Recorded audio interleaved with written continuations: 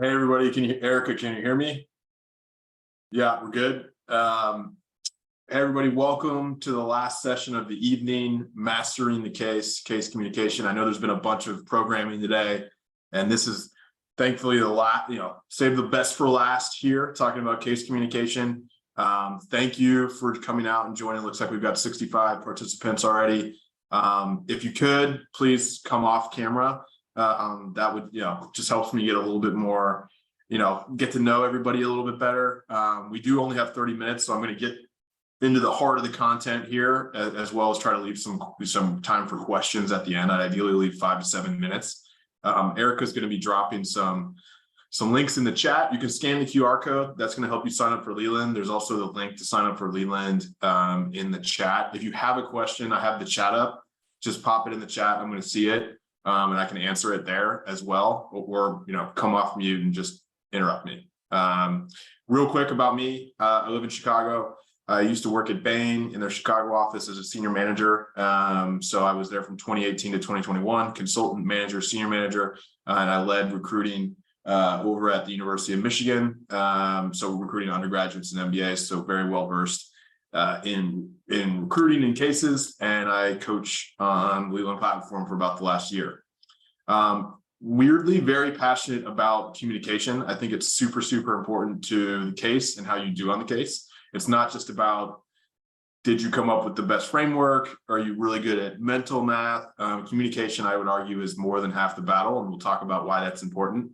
And then we'll go through different phases of the case, starting the case, driving the case, the math portion, how you should communicate, and then finally delivering a recommendation at the end. Communication is super, super important. And that's why I think it's maybe more than half the answer of how you're going to do on the case. First, it's a glimpse of how you will be on the job with the team. They want to see that you're engaging, that you're compelling, that you can be directed, that you can be flexible, you don't get flustered, that you can be concise. And so it's a real life way for them to be like, if I was sitting in a conference room with this person, do I think they have the potential to communicate in the way that we do at some of these big firms?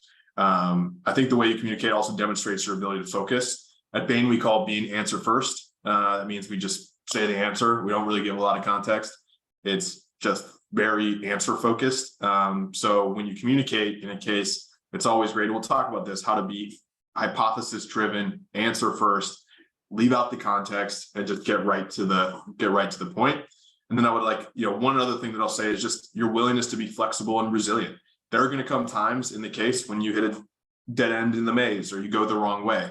And how you communicate out of that and how you allow someone to help you out of that without shutting down, getting quiet, kind of shrinking in back on yourself can really help you get back. The case is not lost. You can get the case back, but it's how you communicate your way out of challenges is another really important aspect of just why this is overall a really important topic. This is just sort of I would say we're going to talk through the different phases of the case. This is just overarching principles, I guess. Speak really loud. I'm in my house. It feels like I'm speaking really loud, but especially, we went through an entire training at Bain when we were second year consultants. We went out to LA. We had our second year consultant training, and we had an entire session on just speaking loud because that just enhances communication overall. Almost like yelling. If it seems like I'm yelling right now, that's almost not even a bad, decibel level to be. Be concise, like we said, just get to the point. There's no time for context in a 30-minute case interview. And then always remember the prompt, the goal that you have. We'll talk about, we'll go through a sort of an example here in a second of a goal for a case, but it will always help you communicate if you're always thinking with, basically a Post-it note on the front of your brain, I want to help this company increase profitability. That's how I should always be communicating. Increase profitability, increase profitability, increase profitability.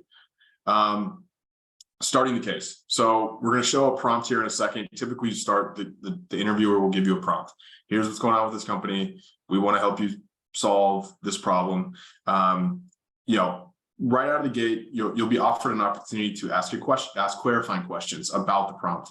I think, in terms of communication advice I would give, ask one question, not 10. A lot of people ask, where's the company from? What is the company, when was the company found? Or just like lots of really random small questions. It just wastes time. It shows you're not going to be focused on like really important questions. So if you have one really important question, like what's the business model of this company? Like that's a good question to ask, but not 10. We'll talk about it again. We'll talk about a framework here in a second. I think hopefully everybody that's thinking about case interviews, knows that a framework is involved. Communication principle is like spend time walking through it. You spent 2 minutes, 2.5, 3 minutes designing it, spend 2.5, 3 minutes walking the interviewer through that. So it's kind of like parity in that respect. That doesn't mean ramble, go into every detail, but that means spend enough communication bandwidth and oxygen on your framework because it's super important. And then we'll talk about this again and again and again in terms of driving the case. Pick a place to start. You don't want to have done really well communicating your framework, and then there's a silence where the interviewer is like, well, where do you want to start? Just pick a place. And it sounds dumb, but like it's a very important of giving off the energy that you're driving. I want to go look at historical profitability. Do you have any information on that? Just those 5 seconds, you're going to win communication points because it shows that you put yourself out there, pick the place, and you're driving the case. So just an example for folks, this is an example of a prompt. This is a case I go through in my one-on-one coaching with folks. It's called Warrington Office Supplies. I'm not going to read every word, but this is kind of like what you're going to get. There's some background, there's some data, and ultimately at the end, they tell you that, they have declining profitability. So how can we improve profitability? That's, when we talk about putting the Post-it note of like what the problem is and what you need to solve, it's improving the profitability of Warrington Office Supplies. So this is my framework. I've already like preloaded the framework again, because we're trying to get through some content here tonight, but I'm just going to give you a sense of how I would walk through this framework. Obviously, I'm going to now put my interviewee hat on, and you can see sort of like going at the right detail, going at the right pace. And kind of this is how I would go through a framework. So pulled out of sort of writing my framework. Awesome. So yeah, our overarching goal today is to increase the profitability of Warrington Office Supplies. And I really think there's 3 main ways that we could do that and that I want to investigate. The first is going to be reducing the cost of Warrington Office Supplies. The second is going to be increasing revenue. And the third is going to be tied into those, but there might be some other impacts that are happening from competitive and market factors. Within each of these 3 buckets, I'm going to want to look at a few things. Within reducing the cost of Warrington Office Supplies, I think it's really important to get a level set on the context and the historical, basis of information. So I want to see if there's any sort of historical profit information. Additionally, we'll want to look at the fixed costs. In the prompt, you told me about facilities. I know there's probably, a lot of people that work at Warrington Office Supplies. So I want to know if there's been any major changes there. On the variable cost side, they make office supplies. So maybe something has changed with wood prices or ink prices, something in that cost structure that could be impacting their profitability. So that'll be the third place that I'll look. Stepping out of the cost structure, I want to look at revenue opportunities that can help offset this profitability decline. I want to see sort of how prices have changed over recent years. If prices have decreased due to competition, that might be a major source of why their profitability has been declining. And separate from that, on the other side of my revenues, I want to look at unit volumes. Unit volumes could change because market share is changing, because channels are changing. And we'll want to look at that. And that kind of brings me to my last point. There might be some sort of existential things happening in the market that could be impacting the profitability of Warrington Office Supplies. They could be experiencing market share declines. So I'm going to stop there, but you can see how I sort of tried to move through all the different points. And we call here sub bullets. Kind of the different supporting things below cost, revenue, etc. You'll want to go into like a sufficient amount of detail, but like you don't want to get like the balance here is don't want to get into rambling. You want to go 2.5 minutes, have sufficiently exhausted how awesome your framework is, but not have turned into like a rambler. That's kind of the danger here, is that this takes 4 or 5 minutes. And one other thing that I teach in my one-on-one coaching is just how important timing is. You have to get out of the start of the case, within 5 to 7 minutes, because then you've only got 25 to 23 minutes to actually solve the case. So it's very important to get out of this. So keep this pretty tight, but again, go into sufficient detail. And and then like pick a place. Typically, when I've communicated, say, now that I've told you about my framework, I want to look at historical profit information. Do you have any information about that? That's when we talk about picking a place, that's the communication way to do that. And then from there, you'll sort of get into the case. Any questions on like getting up through your framework and how you should communicate? Questions around this? Right. I think I had that on my last slide here, right? Yeah. So apologies, there's a bonus point there to pick a hypothesis. This is sort of a next level. Yeah, I have the screen, kind of the pictures of everybody covering that, so I didn't see that, but there's sort of a next level tactic that you can really be hypothesis driven, and that can help you kind of be a communication strategy throughout the case. And I'll sort of give an example of this. In this case, if you see in this prompt, they mention here in this third bullet that there are some plants that are running at low utilization. This isn't always the case, but if you pick up on stuff like this, you can start to potentially believe that the decline in profitability might be because their facilities are underperforming. This is already forming a hypothesis in your brain that the reason the profitability is declining is because their cost structure is out of whack and their facilities need to be sort of optimized. Now, you can weave in that hypothesis into this by sort of going through your framework and saying, you know what, actually the first place that I want to start is with the facilities and understanding more about that, because I think something that's really emerging for me right now is this idea that the decline in profitability is driven by an upside down cost structure within their facilities. And you kind of put yourself, like you kind of put out an answer there. Now that answer could be shaped through the course of the case, but that's like next level, like sort of like driving and like actually having sort of like a landmark in the future. Now, what's powerful is if you continue to revise that as you go along. So, in a third of the way through the case, you pull up, and we'll talk about pulling up here. This is my rightmost point. It's called going from 30,000 feet to 10 to back to sea level. You pull up and you say, you know what, I originally had that idea that the cost structure of the facilities was driving this. That's actually, this new information has actually kind of disproved that. And I want to go in a different direction. If you're kind of always revising your hypothesis, it becomes this anchor point, this anchor communication point throughout the case, and it becomes really, really powerful. But that's a sort of next level communication tactic, but that's how you would sort of weave in a hypothesis and continue. Like by the end of the case, because you've communicated your answer all along and how you were revising it, your recommendation is basically, the interviewer already knows what you're going to say because you've already been sort of cluing them in along the way. And that's kind of exactly how you want to communicate, where it feels like once you get to the recommendation, we already know, we don't need, there's no surprise happening. We already know what we already know what the ending to Breaking Bad is. Like, this is what's happening. So I think that answers your question. Any others in the chat? I see Oscar says, a few questions in the chat. Joshua, what are your thoughts on throwing in conversational details? Something like, I just bought. I think that's great. I like, throwing in conversational details, also like kind of relating it back to your life. There's going to be lots of industries that you're not familiar with, but if you can make a comparison to another industry that you're familiar with, that's really good to do. Jesselyn asked, can we expect the interviewer will really want to elaborate on all of our sub-bullet points? I do think it's worthwhile to go through your sub-bullets. Again, not lingering, but kind of moving through them expeditiously. So I like, if we just stopped at this top level and said, hey, I think Warrington Office Supplies needs to reduce costs, increase revenue, and kind of think about their market share, there's just not enough there. Like, we have to go to the sub bullets. At the same time, we don't need War and Peace about like all the different fixed costs. Like the prompt talked about their facilities. That's a major fixed cost.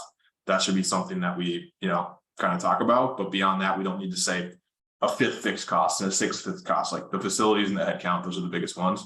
And then Oscar asked, does the time you spend talking about framework different from one consulting company to the next? So it's generally the same. Mostly I'm speaking from a Bain BCG perspective here. 30-minute case, generally you want to be out of the beginning of the case within 7 minutes. That means, kind of 2 minutes to say the prompt, 2.5 minutes to do your framework, and 2.5 minutes to communicate the framework. That's 7 minutes. You're out of the beginning of the case. You've got 23 minutes to solve the rest of the case.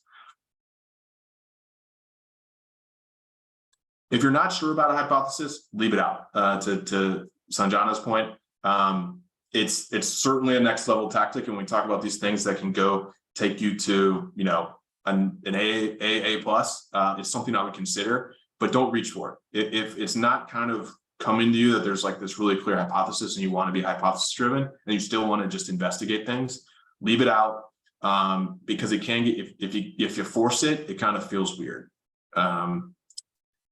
Couple things about driving the case. Just get back into the content. Exhibits. I teach an entire class on exhibits. Very passionate about exhibits, how to clear them. There's 3 phases to communicating when you see an exhibit. Phase 1, literally just describe what you're seeing. It helps for your comprehension. It also helps the interviewer know that you're comprehending what you're seeing in the exhibit. So that's like 20 to 30 seconds of like, this is a chart. It is showing me revenue over time over the last 10 years. Yeah, there it is. Tackling exhibits 101. And it kind of buys you time to like look at the chart and also like think about what's happening. So it's 20 to 30 seconds of just describing what you're seeing. Phase 2 is actually drawing out the insight. Okay, now that I see that revenue has been going down over the last 5 years, or whatever the insight is that's coming out of the chart, that's phase 2. Phase 3, which we'll continue to harp on, pick a place to go next. Don't just say an insight and then go silent, because then you invite the interviewer in to be like, oh, so what? Okay, so you said revenue was going down. What is that? So what do we want to do? So pick a place to go next. So that's kind of what the middle one's about. And then the 30,000, the one on the right's about this, which I think is a tactic, even if you don't have a hypothesis, it's a tactic you should employ at every sort of like pause point throughout the case. It's switching to elevations, going all the way out, zooming out, thinking about the case again, and then coming all the way back down to the details. So 30,000 feet back to sea level. What this looks like is just kind of the quote that I put there. Zooming out for, I'm just acting like I'm in a case. Zooming out for a second, this new information makes me feel like it's kind of not about cost and I should actually be investigating revenue more. Now dropping down, the thing in revenue I really want to investigate is price changes amongst our key products. Do you have any information on that? So I went to a place where I was like totally talking about the answer to the case. And then I talked about where I wanted to go next. And that's what we talk about, switching elevations really quickly. If you can do that at those major pause points, you're going to win huge communication points. Any questions? That's just kind of like, that was like driving the case is basically the middle chunk where you get exhibits, you need to keep things going. The thing I'll talk about driving the case is there's really no downside. Like, if you kind of just let there be awkward silences and have the interviewer keep pulling you along, like, hey, where do you want to go, Chip? Where do you want to go, Chip? It just ends up being really taxing on the interviewer. They has a bad feeling in their mouth. And then on the flip side, if you just like pick places to go, there's no downside, because if I don't want you to go to that place, I'll be like, look, we don't have any information on that. Pick a different place. You don't lose any points in that scenario. I'm just, you're showing that you still have the entrepreneurial drive to pick a place. And we spend 5 seconds where I'm like, well, you're not, we don't have any information. Please pick a different place. No downside to putting yourself out there. And it also helps, the interviewer not have a bad taste of like always having to pull you through the case. The math, super important. I always talk about like the ends of the spectrum here. The thing not to do when you get to the math is just do it all in your head silently. A lot of people do that. Do it all in your head silently. What you want to do is do it all on paper and communicate literally everything that you're doing. And there's gradations there in the middle. The holy grail of the math is, and what we'll talk about is structuring it all on paper and communicating every step of the way. What's really important, from a communication style is when you get to the math, and we'll get to a slide here in a second of like, when you're at the math section, literally like just ask and confirm what you should calculate. like, for example, I have this quote here: seeing this data, I think it makes sense to calculate profit per machine. Does that sound good to you? And I'm a big proponent of like literally asking the interviewer questions and asking them to confirm things for you. I was an interviewer, and that was, often, I don't think people, maybe there's the rare interviewer that thinks it's weird that you're sort of engaging in them. I think the vast majority of interviewers want to feel like we're solving this with you. And if you sort of like have these questions and have these like confirmatory things, it helps us just all be in a better flow. And so like into that, as the interviewer, I would say, yeah, that's exactly what we should calculate. You should go and do that. So Sanjana has a question here. What if you're confused on how to approach the math question? I still think it's a good time to like engage them. It's not a time, the math, because it's so scary, it's not a time to sort of shrink away and like lose your communication. It's really when you should dial up you almost can't communicate enough. It's over communication to the max. So for example, here's a exhibit from a case that, kind of your spider sense should be going off that like, there's math to be done here. We have 4 different machines: a 1-inch machine, a 2-inch machine, a 3-inch machine, 3-inch machine, and a 4-inch machine. They all have different productivities. They have different delays. Because there's 2 axes, and we can figure out, we have the cost per ton and we have revenue figures. So it's kind of leading the witness to think that for each of these 4 machines, we can calculate a profit per machine based on how much revenue it's generating and also the cost per ton. Now, that's kind of, you kind of need to know you're at that point in the case, but that's kind of what this exhibit is showing you. But like, before I would dive into that, because there's so many numbers on this page, what I would do from a communication standpoint is be like, okay, I've got a lot of numbers here. We got cost, we got revenue, we got price per ton, this type of stuff. I think what would make sense to come to a recommendation on how to optimize this, this crusher machine is to kind of calculate expected profit per machine. Does that make sense to you? And I'd be like 100% yes. If you're still sort of like trying to figure it out, like my point of view is voice those like, I'm not sure what the calculation should do. And like the interviewer will help point like, okay, maybe did you see that there's cost there? And maybe they'll point, and like, once you see cost, it'll lock in that you can calculate profit per machine. So to answer your question, even if you still don't know what to do, I would try to be sort of like involving, reaching out more across the aisle to try to involve them, because it's going to help you out. And then when you structure the math, like if I structured a profit per machine calculation, walk through everything that you're doing. Like even as dumb as like, I'm going to multiply cost of $4 per ton times the 1,000 tons that get made in the hour. That equals 4,000 tons. Like that level of like literally going through every calculation. Stephanie asked, using the words "I think," "I'm not sure," does that indicate you are not decisive? I don't think so. I mean, I guess it just depends to the extent of like how much you're kind of swirling there. I would ask earnestly, kind of to help you through this moment if you like truly don't know what to calculate. But I don't think it shows not decisiveness. Any other questions here that I might have missed?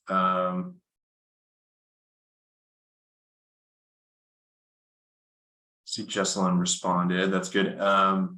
So, and then talking about recommendation, so we made it through everything. There's one world where sort of the recommendation is sort of a foregone conclusion if you've sort of been bringing the interviewer along with your hypothesis. And then, but still the recommendation is always pull up and give it, deliver sort of a concise recommendation. And I think there's a simple playbook to that communication style that I'll sort of give you here. Get into the answer straight away. That kind of comes back to principle number 1 of kind of always being answer first, being concise. We don't need a ton of context here. Like, I don't want to hear about every calculation we did in the last 30 minutes and how the CEO doesn't want to be taken over. That's all context. And I live that context with you as the interviewer. So just don't tell me, just tell me the answer. I would say the next part is like, show me the answer, but also show me it's not everything we do in life is not like black and white and super absolutist. Show me that you understand the nuance of the case and that there could be different recommendations and different risks here. So acknowledge a risk or two, like, hey, like we should definitely like combine those two plants, but like as a heads up, like closing down an entire plant is going to piss off a lot of people, or like, just there definitely is risks to like this absolutist recommendation of like combining plants, if that's the, the recommendation. So just try to acknowledge that and then have one next step, which should literally be taught, like, what was the work that you should do next, which is tough to like, if you're combining plants, it might be like doing a labor study to understand, which people, which activities you want to keep and which activities are not going to be present in the combined facility. Like that's a very logical next step of something we would actually do. So like say that it doesn't need to be 4 next steps, just like one thing that you would do to continue the path. And it should be relative, this entire thing should take 30 to 45 seconds. And you'll be through the recommendation. So I know I've been, going pretty fast because I wanted to leave. We've got about 4 minutes for questions. Erica has been dropping my classes in the bio. I'm teaching 2 classes next week, exhibits and how to start the case. I do offer one-on-one coaching, 15% discount here, Mark-Longnecker-15. Love helping people get into consulting. I'm just like weirdly passionate about it, but I'll open it up to questions here. So I see. Okay, so yeah, someone for sure ask a verbal question. Okay, sorry. Can we take a minute to gather our thoughts for the recommendation? And what do you think about the 4 Rs, 1N, also used for the recommendation? Can you explain the second question a little bit more? The 4 Rs, 1N, is that a? Yeah, the 4 Rs, like the recap, recommendation, reasons, risks, and next steps. Yeah, I guess I haven't approached it in like that formulaic. I think that generally makes sense. I leave out a couple of the R's. Like, mine is probably 3 steps instead of 5. Give the answer, give risks, and give a next step. The answer can combine sort of like the reasons and what the recommendation is. So I think that formula makes sense. And then I do think, yeah, you can definitely take 30 to 40 seconds to collect yourself to give a recommendation. Totally fine. The same way as it's to take 2.5 minutes to do your framework. Just don't take, again, the same way you don't take 4 minutes with your framework, don't take 2 minutes with your recommendation. Make sure it's 30 to 45 seconds. And then your recommendation is similarly mirrors that 30 to 45 seconds. That's the best approach in my mind. Okay, thank you. Any other questions? I see Meg said, after you give the recommendation, do you need to provide reasons for why that recommendation before you know the rest of the next steps? I guess that gets back, my answer is I just lived the last 30 minutes with you. Yeah, give the high level, the one, you should combine the facilities because it's going to save a lot of cash and because it'll optimize production. Those would be 2 reasons that support combining the facilities. Fine to say that. Just don't go into like, don't relive the last 30 minutes because we already relived that. And also keep in mind just the context of where we're at. We're 30 minutes into the interview. Everybody's tired. You're tired. I'm tired. We want to get out of Dodge. We don't need a 1.5 minute recommendation. So it's just a little thing in my mind that just kind of leaves a good taste in somebody's mouth. If you just hit it for 40 seconds, don't linger, and we just kind of finish on a high note because everybody's tired. That's just kind of a contextual, situational thing that I would say. Jun Shin said, we don't need to reiterate the case problem during recommendation. You can, as part of, hey, we want to increase profitability. To increase profitability, we're going to close these 2 plants, and that's going to be because it'll save money and it'll optimize production. Like, we're kind of moving along here, but it ties back to the case problem. It gives the recommendation. It gives 2 reasons, but it's all inside of like a 1 or 2 sentence thing. It's not like a very expanded thing. Tina asked, how many different recommendations do you consider feasible, as there might not be one solution identified? I would always give one, like, this is the answer to the case. But if you have things that are rattling around in your brain of like, things that could have been the other answers, the risks are the perfect way to do that, because that shows that you're a nuanced like business thinker. Like, you could be like, hey, we should combine the facilities, but just like to be aware, like that's a really challenging situation. Like you might run into union issues, you might run into like governmental regulations issues. Like you can acknowledge through the risks, acknowledge that there could be other solutions out there. That's how I would do it. You definitely don't want to give multiple recommendations. Like this is a place to be sort of definitive and to put an end cap on everything that you've done over the last 30 minutes. And I always sort of coach people to just give one thing. All right. What is the pre-interview and on-site strategy if we're not familiar with the interviewer industry and totally lost on driving the case, especially when you can't identify the problem statement? I guess, Ronnie, I'm not as clear on that question. If you want to maybe come off mute.